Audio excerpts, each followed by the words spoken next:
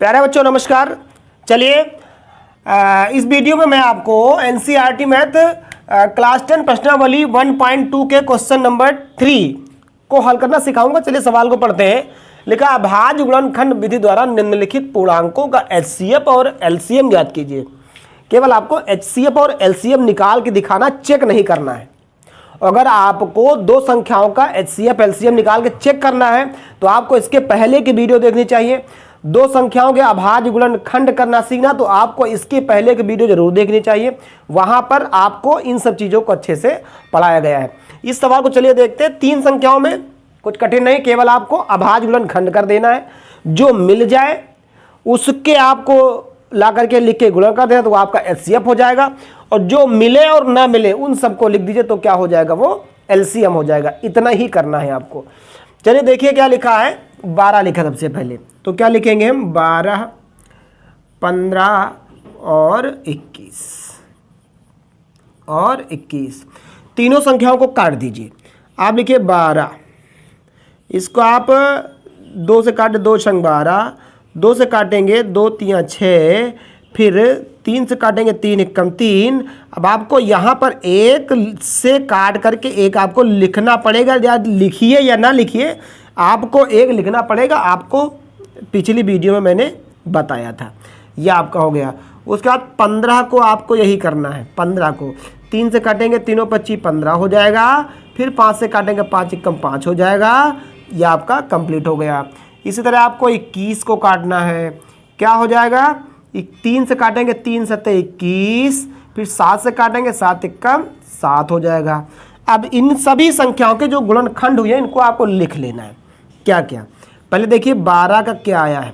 12 का आया 2 गुणे 2 गुणे 3 गुणे 1 लिखना पड़ेगा, ध्यान दीजिएगा।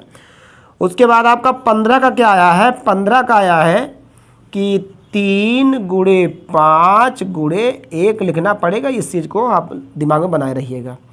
उसके बाद देखिए 21 का आया है क्या, 3 गुणे 7 गुणे 1। आपको निकालना है एचसीएफ। एचसीएफ में आप देखिए कि इन सभी संख्याओं में कौन सी संख्या जो सब में है उसका जोड़ा, यानी सब में कौन सी संख्या है। 2 नीचे वाली में 2 नहीं है, यहाँ पर 2 2 3 3 यहाँ है, 3 यहाँ है, 3 यहाँ है, एक अंक मिल गया। 3 3 3 यानी कि 3 का जोड़ा बन गया, यानी 3 हम लिख सकते हैं। अब देखिए कौन सा अंक हो रहा है। 7 यहाँ पर है, नहीं आगे ऊपर नहीं है। 5 यहाँ पर, इसमें नहीं है। 1 सब में है तो 1 को हम लिख देंगे। इनको गुणा कर दीजिए। 3 एकम कितना हो गया, 3। यही आपका हो गया एचसीएफ। एलसीएम निकाल दीजिए। एलसीएम जो आपने एचसीएफ की संख्या लिखी वो तो उतार ही लीजिए। क्या क्या संख्या लिखी है, 3 × 1 लिखा है। अब 3 3 3 देखिए, एक बार 3 यहाँ है, एक बार यहाँ, एक बार यहाँ, 3 को दोबारा नहीं लिखना है। अब आपको कि बचा क्या वो सब उतार लीजिए, सब की संख्याओं का। इसका क्या बचा है, इसका बचा है आपका 2 गुणे 2। इस संख्या का क्या बचा है, 3 उतार लिया। इस संख्या बचा है आपका 5, 1 आपका उतर चुका है गुणे। इस संख्या का बचा कितना है, 7। इसको आप सबको गुणा कर दीजिए। कितना हो जाएगा, 3 एकम 3 दूनी 6, 6 दूनी 12, 12 पंचे 60 और 12 पंचे 60। 60 को 7 से गुणा करेंगे, 7 छंग 42 यानी 420, और यही आपका हो जाएगा एलसीएम। यानी कि इन तीन संख्याओं का जो एचसीएफ होगा वो आपका 3 होगा, और जो एलसीएम होगा वो आपका 420 होगा। तो एकदम सिंपल सी बात है, आराम से आपको समझ में आया होगा। चलिए अगला सवाल देखते हैं।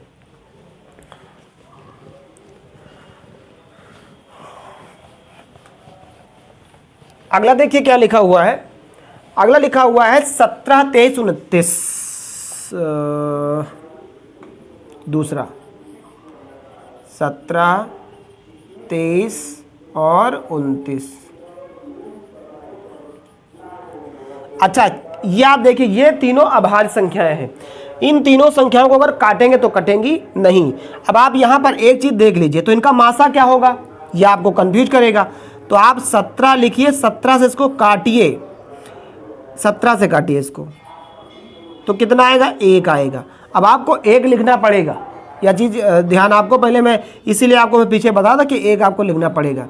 अब आप 23 लिखिए, ये किससे कटेगा? 23 से ही कटेगा, एक आएगा। 29 लिखिए, 29 भी किससे कटेगा? 23 से ही कटेगा। लिख दिया। अब आप इन सबके अभाज्य गुणनखंड लिख डालिए। क्या हो जाएगा? 17 का क्या आया है? आया है 17 गुणे 1। 23 का क्या आया है? आया है 23 गुणे 1। 29 का क्या आया है? आया है 29 गुणे 1। इनका HCF जो होगा, क्योंकि 3 1 तीनों में है तो 1 है, और यही इनका हो गया HCF कंप्लीट। और LCM इन सबको उतार लीजिए जो आपके संख्याएं हैं। क्या है? 17 गुणे 23 गुणे 29 गुणे 1। इनको अगर गुणा करेंगे तो आप इनको गुणा करके देख लीजिएगा।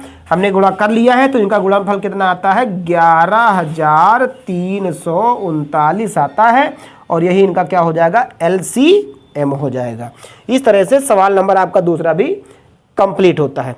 चलिए सवाल नंबर तीसरे को देखते हैं। स्क्रीनशॉट अगर आपको लेना हो तो आप स्क्रीनशॉट ले सकते हैं।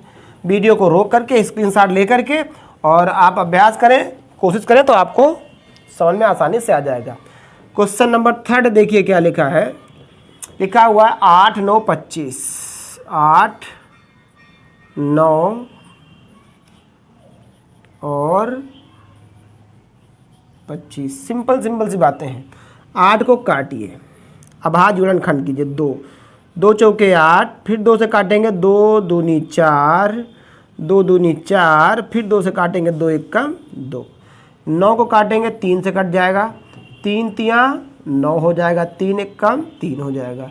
25 को काटेंगे तो यह आपका 25 हो जाएगा, फिर 5 से काटेंगे 5 1 कम 5 हो जाएगा। इन सभी संख्याओं के अभाज्य गुणनखंड लिख लेंगे। क्या लिखा जाएगा? 8 is equal to 2 into 2 into 2 into 1। उसके बाद 9 इजकल टू 3 इंटू 3 इंटू 1।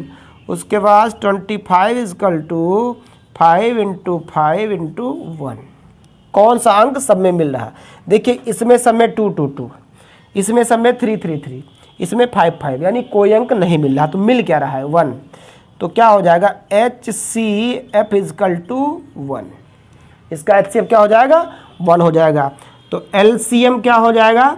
सारी संख्या उतार लीजिए। 2 into 2 into 2 into 3 into 3 into 5 into 5 into 1। इन सब का गुणा कर लीजिए। इन सब का गुणा करेंगे तो कितना आ जाएगा आपका? यह आपका आएगा 1800, और यही आपका हो जाएगा आंसर। यह आपका हो गया HCF, यह आपका हो गया LCM। मुझे उम्मीद है कि आपको समझ में आया होगा। सिंपल सा कॉन्सेप्ट था, इसलिए मैंने ज़्यादा इसको मतलब प्रेशराइज करके नहीं पढ़ाया है। सिंपल सा कॉन्सेप्ट समझ में आया होगा। अगर वीडियो अच्छी लगी हो तो आप वीडियो को लाइक कीजिए, चैनल को सब्सक्राइब कीजिए, और अपने अन्य दोस्तों मित्रों को जोड़िए ताकि वो भी इस वीडियो का और इस चैनल के माध्यम से अपने पढ़ाई को आगे बढ़ा सके और पढ़ाई का फ़ायदा ले सके। Thank you.